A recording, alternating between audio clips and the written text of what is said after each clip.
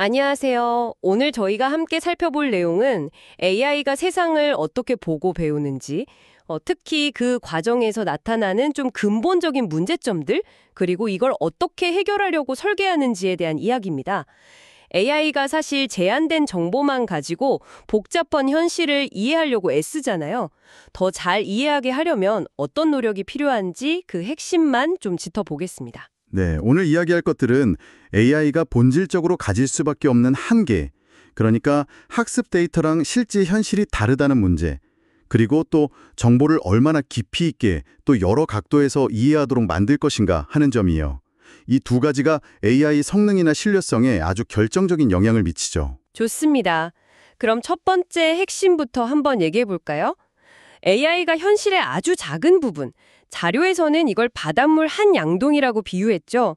이런 제한된 데이터로 배운다는 건데 이걸 가지고 바다 전체, 그러니까 이 복잡하고 끝없는 현실을 다 이해하려고 하니까 당연히 실제랑 다른 판단을 할 위험이 있는 거군요. 맞습니다.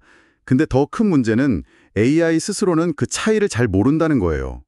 자기가 배운 데이터가 세상의 전부라고 생각하기 쉽거든요. 이런 작은 인식 차이들이 뭐랄까 눈덩이처럼 불어나서 예기치 못한 큰 오류로 이어질 수도 있고요. 최신 거대 언어 모델들도 결국은 좀 더 큰 양동이일 뿐이지 본질적인 한계는 여전합니다. 그래서 인식 설계에서 중요한 목표 중 하나는 AI가 자기가 학습한 데이터랑 좀 다른 맥락의 정보를 만났을 때, 예를 들면 다른 시간이나 다른 장소의 데이터 같은 거요. 그때 함부로 결론 내리지 않고 인식 회피를 하도록 만드는 겁니다. 그 주문진항 어종 데이터 예시가 딱 그거군요. 자료 보니까 여름철 데이터로만 배운 AI가 겨울철에 잡힌 물고기는 전혀 엉뚱하게 판단했다면서요? 결국 AI가 지금 이 정보는 내가 배운 거랑 좀 다른데 이렇게 판단할 수 있어야 한다는 거네요. 근데 그건 어떻게 구현하는 건가요? 네, 정확해요. 그 인식 회피는 보통 AI가 내놓는 답에 대한 확신도 점수, 이걸 활용해서 설계하는데요.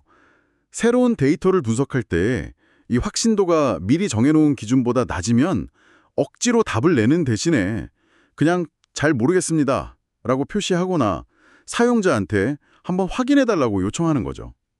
잘못된 확신보다는 차라리 솔직하게 모른다고 하는 게 훨씬 안전하니까요. 특히 신뢰성이 중요한 분야에서는 더더욱 그렇습니다. 확실히 그렇겠네요. 그럼 두 번째 핵심으로 넘어가서요. AI에게 정보를 가르치는 방식, 레이블링에 대해서 이야기해 볼까요? 이게 정확히 어떤 걸 말하는 거죠? 레이블링은 기본적으로 데이터에다가 이름표나 설명을 붙여주는 작업이에요. AI가 학습할 수 있게 의미를 달아주는 거죠. 그런데 대부분 AI는 데이터 하나에 딱 하나의 이름표, 예를 들면 독수리 사진에는 그냥 독수리, 이렇게 단일 레이블만 붙여서 학습해요.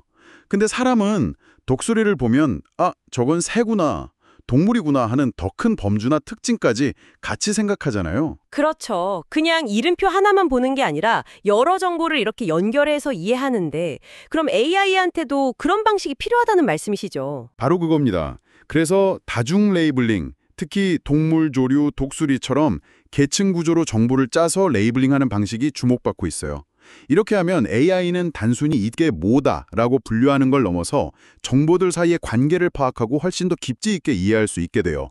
예를 들어서 여러 곤충들을 계층적으로 학습한 AI는 처음 보는 무당벌레 사진을 보고도 이건 곤충의 한 종류일 가능성이 높다, 이렇게 유추할 수 있게 되는 거죠. 와, 흥미롭네요.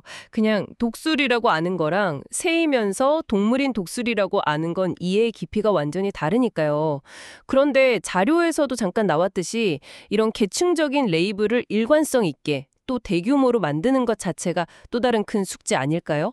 병목 현상이 그냥 다른 데로 옮겨가는 건 아닌지? 네, 아주 예리한 지적이십니다.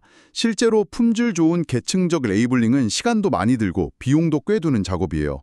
하지만 그 효과는 분명합니다. 예를 들어 시스템 이상을 감지할 때 단순히 경고, 이게 아니라 표면적인 원인은 A랑 B이고 근본 원인은 C로 추정됩니다. 이런 식으로 계층적 추론을 해서 문제 해결에 더 실질적인 도움을 줄 수 있거든요. 결국 AI 모델 자체를 발전시키는 것만큼이나 어떤 데이터를 어떤 구조로 넣어주느냐가 AI 성능을 좌우하는 거죠. 흔히 말하는 퀄리티 인, 퀄리티 아웃입니다. 좋은 재료랑 레시피가 있어야 좋은 요리가 나오는 것처럼요. 그렇군요. 여러 정보를 연결해서 이해한다는 게 가만 생각해보니 우리가 유튜브 같은 데서 특정 분위기의 노래 찾을 때 가사나 장르, 가수 이름 같은 여러 단서를 막 조합하는 거랑 비슷하게 들리네요. 이 단서가 부족하면 다른 걸 써보고요. AI도 이렇게 다양한 관점이랑 정보 간의 관계를 파악해야 더 똑똑해질 수 있다. 이런 말씀이시군요. 네, 맞아요. 단순한 유사성뿐만 아니라 포함 관계라든가 원인과 결과 관계, 상위 개념, 하위 개념 같은 이런 관계성을 이해하는 게 더 높은 수준의 추론 능력으로 나아가는 길이죠. 자, 그럼 정리해보면 오늘 저희가 살펴본 내용의 핵심은 크게 두 가지로 요약할 수 있겠습니다. 첫째, AI는 자기가 배운 데이터의 한계를 좀 알고 현실이랑 차이가 느껴질 때는 섣부른 판단을 멈출 수 있어야 한다. 그리고 둘째, 인간처럼 좀 깊이 있고 여러 각도에서 이해하려면 정보를 어떻게 구조화해서 가르치느냐, 즉 레이블링 설계가 결정적으로 중요하다는 것입니다. 여러분께서 앞으로 AI 기술을 접하실 때 이 두 가지 관점을 염두에 두시면 그 능력과 한계를 좀 더 명확하게 보시는 데 도움이 될 겁니다. 마지막으로 청취자분들께 한번 생각해 볼 질문을 던지고 싶습니다. 일부 연구자들은 AI 성능의 80%가 모델 구조 자체보다는 데이터의 질과 양, 그리고 어떻게 레이블링 했는지 그 설계에서 결정된다고 말합니다. 만약 이게 정말 사실이라면 우리는 알고리즘 개선에 쏟는 노력만큼이나 AI에게 어떤 데이터라는 씨앗을 어떤 구조로 심어줄 것인가에 대해서 훨씬 더 깊이 고민해야 하지 않을까요? 어쩌면 이것이 AI의 미래 가능성을 결정짓는 진짜 뿌리가 아닐까 싶습니다.